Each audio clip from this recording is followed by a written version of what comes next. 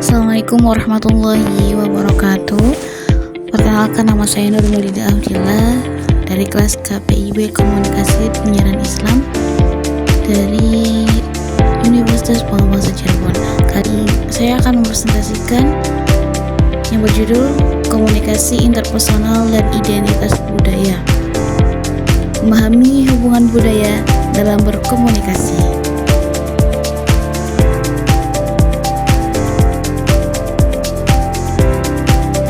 Pendahuluan, komunikasi interpersonal adalah proses pertukaran pesan secara langsung antara dua orang atau lebih. Dalam dunia yang semakin terhubung, memahami identitas budaya menjadi kunci keberhasilan berkomunikasi.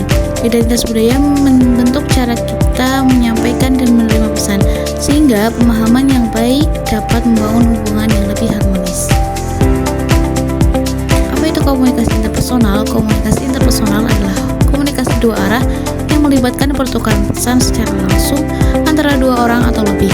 Proses ini mencakup berbagai informasi, ide, dan perasaan melalui verbal maupun non-verbal. Contohnya adalah percakapan antara dua orang dengan latar belakang budaya yang berbeda. Memahami identitas budaya.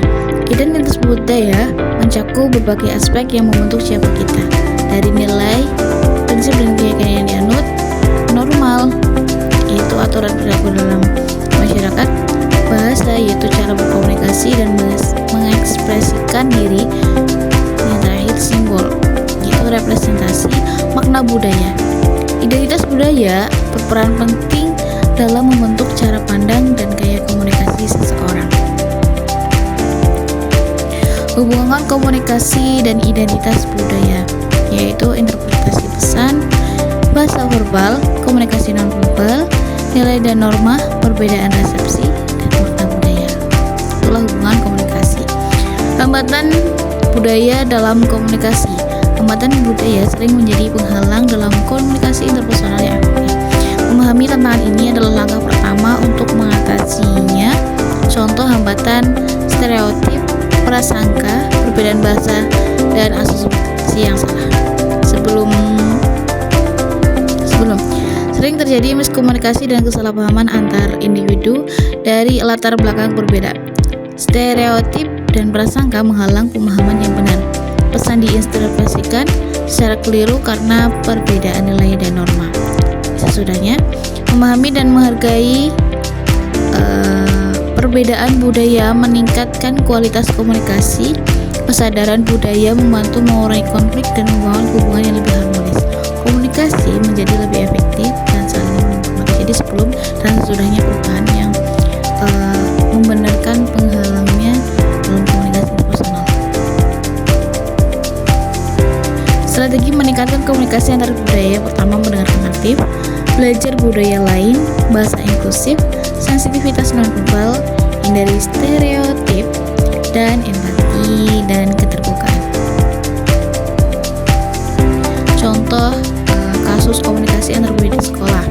Di sebuah sekolah multikultural, seorang guru menghadapi tantangan berkomunikasi dengan siswa dari berbagai latar budaya. Melalui pendekatan empati dan mendengarkan aktif, guru berhasil membangun kepercayaan. Hasilnya, siswa merasa dihargai, partisipasi kelas meningkat, dan tercipta lingkungan belajar yang inklusif dan harmonis. Seperti itu. Jadi kesimpulannya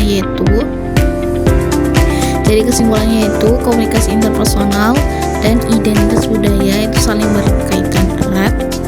Memahami latar belakang budaya seorang membantu kita berkomunikasi dengan lebih efektif dan bermakna.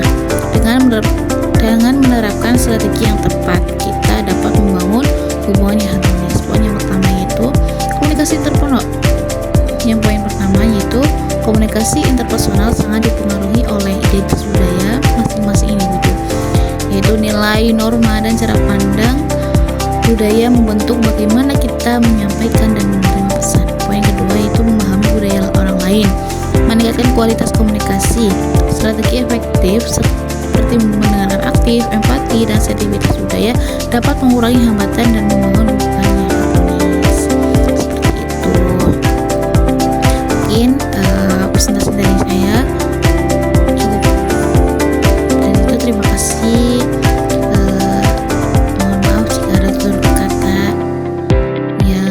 tidak berkaitan